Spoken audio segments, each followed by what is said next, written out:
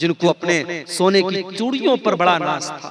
वो औरतें जब मर गई, उनकी चूड़ियां किसी और के हाथों में चली गई। जिनको अपने बैंक बैलेंस पर बड़ा नाज था, अपनी दौलत पर बड़ा नाज था, अपनी सरकारी नौकरी पर बड़ा नाज था, आज दुनिया से चले गए। उनके बच्चे कहीं चले गए, उनकी बीवी कहीं चली गई, उनकी प्रॉपर्टी पर कोई और काबिज हो गया। मेरे प्यारे साथियों, ये दुनिया है, ये दुनिया है। वमल हयातुद दुनिया इल्ला मताउल गुरूर। ये धोखे का सामान है, ये धोखे का सामान है। बड़ी बेवफा है ये दुनिया। इस दुनिया ने आज तक किसी के साथ वफा नहीं की है। अब्दुर्रहमान इब्न औफ को देखो, कौन है अब्दुर्रहमान इब्न औफ? नबी के बड़े जलीलुल कद्र सहाबी हैं। नबी के उन 10 सहाबा में शामिल है जिनको अल्लाह के नबी ने जन्नत की खुशखबरी सुनाई है। रमजान का महीना है, दस्तरखान लगा हुआ है। अब्दुर्रहमान बिन औफ इफ्तार करने के लिए बैठे हुए हैं। अचानक उनको जंगे ओहद का एक मंजर याद आ जाता है। जंगे ओहद में अल्लाह के नबी के एक सहाबी जिनका नाम मुसअब बिन उमैर था, वो शहीद हो जाते हैं। मुसअब बिन उमैर लंबे तड़ंगे बदन के मालिक थे। जब कफनाया जाने लगा तो कफन की चादर छोटी पड़ गई। उनके सर को ढांपा जाता था तो पैर खुल जाता था, पैर को ढांपा जाता था तो सर खुल जाता था। बड़ी मुश्किल से उनके सर को ढांपा गया और पैर के ऊपर इज़खिर घास को डाल करके उनको कब्र में डाला गया। अब्दुर्रहमान इब्न औफ कहते हैं, ओ लोगो, मुसअब बिन उमैर अल्लाह के नबी के इतने जलीलुल कद्र सहाबी थे और इस हालत में उनको दफन किया गया कि उनको कफन की चादर तक नसीब न हुई। ये वो लोग थे जिन्होंने दुनिया में नेकी की और आखिरत में उसका बदला पाएंगे। और एक हम लोग हैं कि जो अपनी नेकी का मजा दुनिया में पा रहे, दुनिया में खा रहे हैं। इतना कहकर के अब्दुर्रहमान इब्न औफ रोने लगे और दस्तरखान छोड़ करके चले गए। एक चीज अपने मुंह में न डाली। दुनिया की सारी नेमतें उनके लिए हकीर बन गई। मेरे भाई, सारी नेमतें सामने हैं, मगर जब अपनी आखिरत को याद किया, अपने अंजाम को याद किया, अब्दुर्रहमान इब्न औफ ने दस्तरखान से एक भी सामान नहीं उठाया और बगैर खाए जाए। तो खाओ पियो, लेकिन एक हद तक मेरे प्यारे साथियों दुनिया से एक हद तक अपना ताल्लुक जोड़ो। इसीलिए कुरान कहता है, वब्तगी फीमा आताकल्लाहु दारल आखिरा वला तंस नसीबक मिनद दुनिया।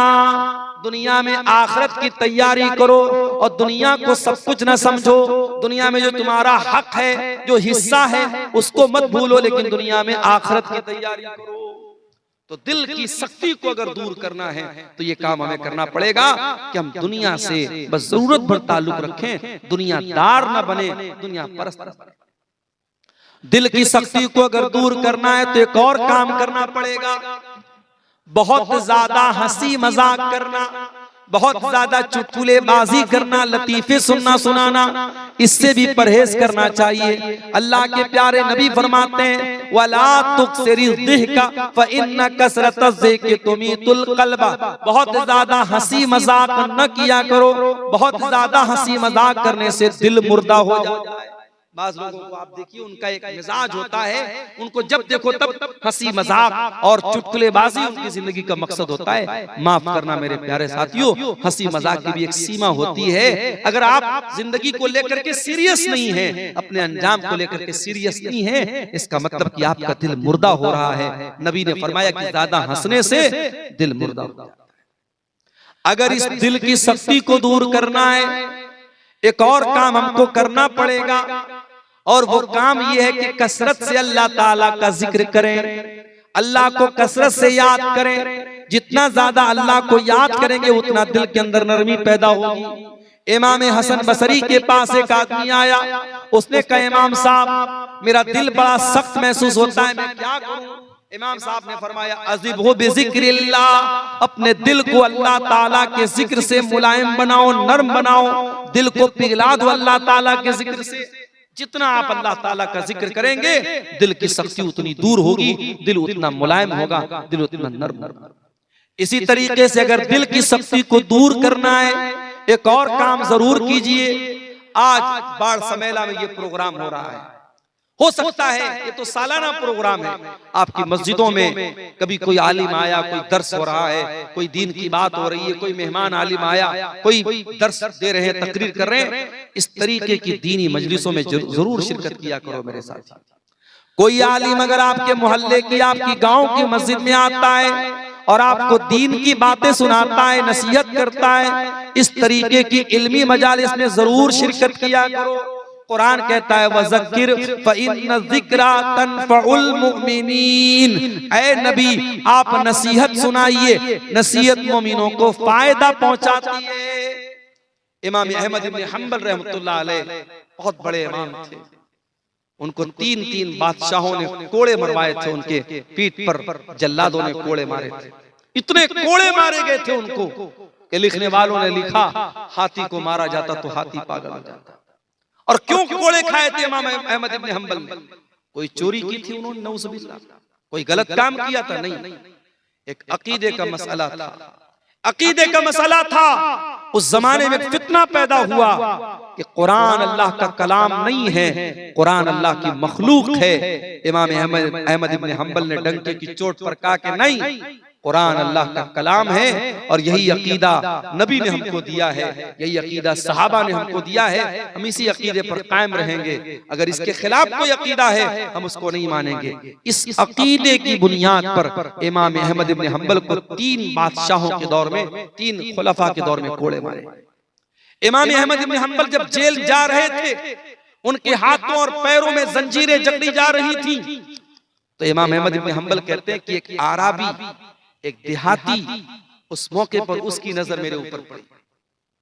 उसने देखा कि इमाम अहमद इब्न हंबल सही अकीदे के लिए और कुरान और हदीस के दिफा के लिए जेल जा रहे हैं और उनके हाथ और पैरों में जंजीरें हैं। उसने कहा या अहमद यक़्तुल कल हक़ मुत्ता शहीदा व इन इश्त हमीदा। ऐ अहमद इब्न हंबल, सच्चाई के रास्ते में तुम जेल में जा रहे हो, हक रास्ते में तुम जेल में जा रहे हो। अगर इस सच्चाई के रास्ते में, हक के रास्ते में अगर आपको मौत आ जाए तो ऐ अहमद इब्न हंबल आप शहादत की मौत आपको आएगी, शहीद हो जाएंगे आप। और अगर जिंदा रहेंगे, अगर आप बच गए तो दुनिया तारीफ करेगी कि अहमद इब्न हंबल अल्लाह की तौहीद के लिए जेल में गया था। ऐ अहमद इब्न हंबल आपके दोनों हाथ में लड्डू है, मर गए तो शहादत की मौत होगी, बच गए तो लोग आपकी तारीफ करेंगे। अहमद इब्न हंबल कहते जब मैं जेल में गया और जल्लादों ने मेरी पीठ पर कोड़े बरसाए और मेरे हाथों में जब जंजीरें पहनाई गई तो मुझे उस जल्लाद की बात, उस आराबी की बात याद आई, उस देहाती की बात याद आई। फ़क़विया क़ल्बी, और उसकी बातों को याद करके मेरा दिल मजबूत हो गया। मेरे प्यारे साथियों, कभी ऐसा होता है कोई एक तकरीर, कोई एक बात, किसी आलिम की कोई एक नसीहत दिल की दुनिया बदल देती है। एक डाकू था जिसका काम था डाका डालना, जिसका काम था चोरी करना, लोगों के घरों में जाके चोरी करता था, डाका डालता था। उसे एक लड़की से मोहब्बत हो गई, उस लड़की से मिलने के लिए उसके मकान की छत पे गया। रात का सन्नाटा था, दूर कोई अपने घर में बैठ के कुरान पढ़ रहा था और कुरान पढ़ते पढ़ते सूरह हदीद की आयत नंबर 16 उस तिलावत करने वाले ने तिलावत की और वो उस चोर और डाकू के कानों में वो आयत पड़ गई। अलम यान लिल्लदीना आमनू अन तख्शा कुलूबुहुम लिज़िक्रिल्लाह, क्या ईमान वालों के लिए अभी वो समय नहीं आया, वो वक्त नहीं आया कि अल्लाह का कलाम सुनकर के उनके दिल पिघल जाए। ये आयत उस चोर के कान में पड़ी, उस डाकू के कान में पड़ी। उसने कहा कि ऐ अल्लाह, अब वो समय आ चुका है, वो वक्त आ चुका है, ऐ अल्लाह मैं तौबा करना चाहता हूँ। वो वहां से निकला और एक दूसरी जगह पहुंचा जहां बहुत सारे लोग इकट्ठा थे और आपस में बातें कर रहे थे। वो जाकर के उनकी बातें सुनने लगा। वो आपस में क्या बातें कर रहे थे? कुछ लोगों का कहना था कि हमें यहाँ रुकना चाहिए और कुछ लोगों का कहना था यहाँ से निकल जाना चाहिए। कुछ लोगों का कहना था कि हमें यहाँ रुक जाना चाहिए क्योंकि रात का वक्त है और इस इलाके में बहुत बड़ा डाकू है जिसका नाम फुज़ैल इब्न अयाज है। वो डाका डालता है, वो चोरी करता है, वो आएगा हमारा माल चोरी कर लेगा, इसलिए बेहतर है कि हम यहीं पर रात गुजारे, सुबह निकलेंगे। वो चोर, वो डाकू जिसका नाम फुज़ैल इब्न अयाज था, उसने कहा कि ऐ अल्लाह, तेरे बंदे मुझसे डरते हैं अल्लाह, मुझसे डरते हैं और मेरी वजह से अपना सफर कैंसिल कर रहे हैं, मेरी वजह से यहाँ रात में आराम कर रहे हैं, इस डर से नहीं जा रहे कि उनका माल न चोरी हो जाए। ऐ अल्लाह, मैं सच्ची तौबा करता हूँ, मैं वादा करता हूँ कि अब सारी जिंदगी तेरे घर में गुजार दूंगा, खाने काबा के पास गुजार दूंगा। ऐ अल्लाह, मैं खाने काबा से अपने आप को जोड़ दूंगा और दुनिया उस इंसान को इमाम फुज़ैल इब्न अयास के नाम से याद करने लगी और वो इंसान जा करके अल्लाह के घर के साथ उसने ऐसा ताल्लुक जोड़ा कि उनको अल्लाह के घर का मुजावर कहा जाने लगा, अल्लाह के घर से चिपक जाने वाला और उसके पड़ोस में रहने वाला उनको कहा गया। तो मेरे साथियों, तौबा करो और इस तरीके की दीनी मजलिसों से फायदा उठाओ। यहाँ जाने से आपके दिल की सख्ती दूर होगी। एक दो चीजें और सुन लीजिए। मैं तकरीबन 1:45 बज रहे हैं और अभी मुझको फौरन निकलना भी है, लंबा सफर है, 450 सवा 400 किलोमीटर, सुबह 8:30 बजे पहुंचना भी है। एक दो बातें और सुन लीजिए, बात हम खत्म करेंगे। हमारे ड्राइवर साहब की गाड़ी को रेडी कर चुके हैं। दिल की सख्ती को अगर दूर करना है मेरे भाइयों, एक काम हमें और करना पड़ेगा। नबी अकरम ने वो तरीका बताया। एक सहाबी अल्लाह के नबी के पास आए, कहा अल्लाह के नबी, मेरा दिल बड़ा कठोर हो गया है, बड़ा सख्त हो गया है, इस दिल की सख्ती को दूर करने के लिए मैं क्या करूं? आपने फरमाया इमसह बिरासिल यतीम, किसी यतीम के सर पे हाथ फेर लो, किसी यतीम के सर पे हाथ फेर लो, किसी यतीम की परवरिश कर दो, किसी यतीम की कफालत कर लो, किसी मदरसे में यतीम बच्चे पढ़ रहे हैं, उस यतीम बच्चे की पढ़ाई का खर्च उठा लो मेरे भाइयों, इससे भी आपका दिल नरम हो जाएगा। ये मैं नहीं कह रहा हूं, ये जनाब मोहम्मद रसूलुल्लाह सल्लल्लाहु अलैहि वसल्लम कह रहे हैं अपने सहाबी से, इमसाह बिरासिल यतीम, यतीम के सर पे हाथ फेरो, तुम्हारा दिल नरम हो जाएगा। मेरे भाइयों, आज अपने दिलों को नरम करने की जरूरत है। आज गुनाह कर करके, अल्लाह की नाफरमानी कर करके हमने अपने दिलों को ऐसा बना लिया है कि कुरान कहता है कल्ला बल राना अला कुलूबिहिम मा कानू यक्सिबून। ऐ मेरे बंदो, गुनाहों की परत तुम्हारे दिल के ऊपर चढ़ चुकी है, तुम्हारे दिलों पर पर्दा छा गया है, लेयर चढ़ गई है गुनाहों की वजह से, तुम्हारे करतूतों की वजह से।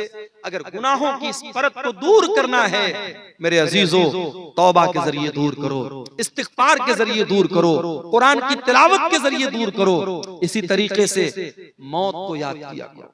कभी कभी ऐसे ही कब्रिस्तान चले जाओ। हमारे यहाँ कोई जरूरी नहीं है कि माँ अगर इंतकाल कर गई है, माँ के लिए मग़फ़िरत की दुआ करना है तो कब्रिस्तान जाना जरूरी नहीं।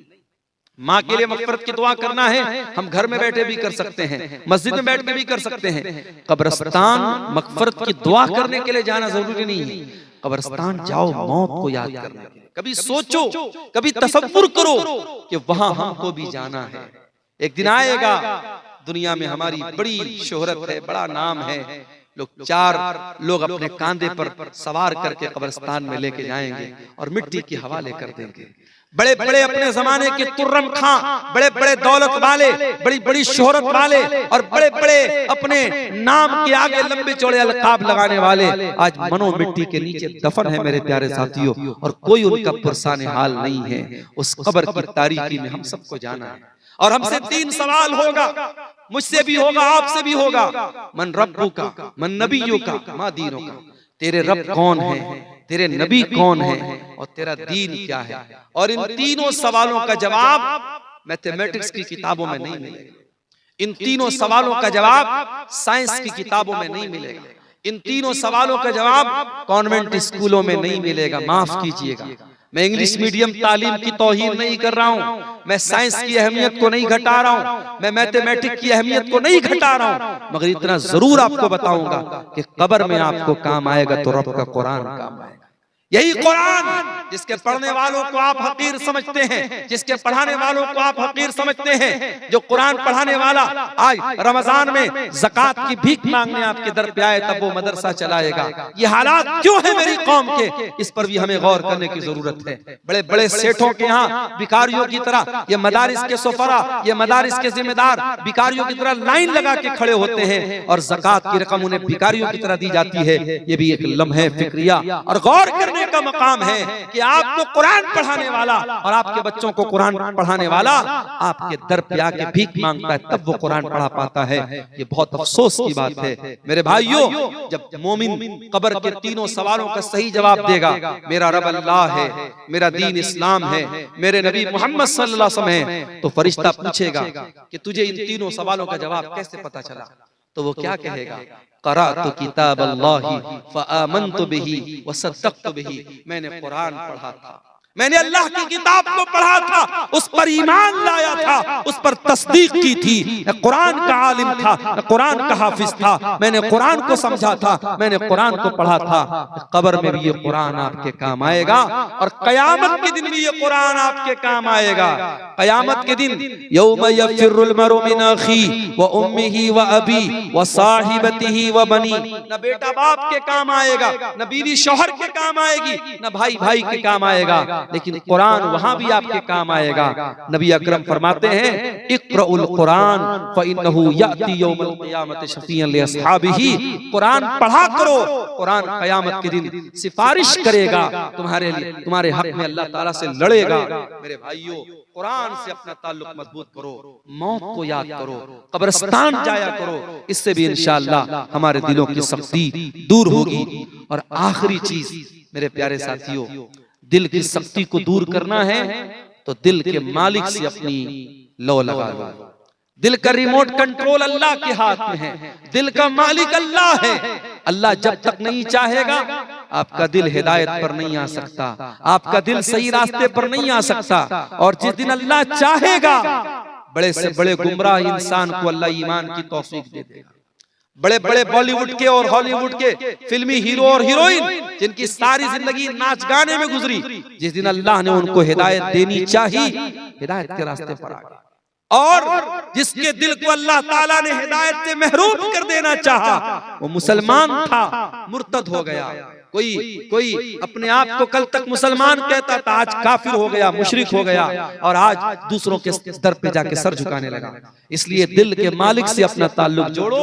और एक दुआ सिखा रहा हूँ, और ये दुआ हमारे प्यारे नबी जनाब मोहम्मद रसूलुल्लाह सल्लल्लाहु अलैहि वसल्लम कसरत से पढ़ा करते थे। या मुक़ल्लिबल क़ुलूब सब्बित क़ल्बी अला दीनिक, ऐ दिलों के पलटने वाले, मेरे दिल को अपने दीन पर साबित कदम कर दे, मेरे दिल को अपने दीन पर जमा दे। ये दुआ कसरत से पढ़ा करो इंशाअल्लाह।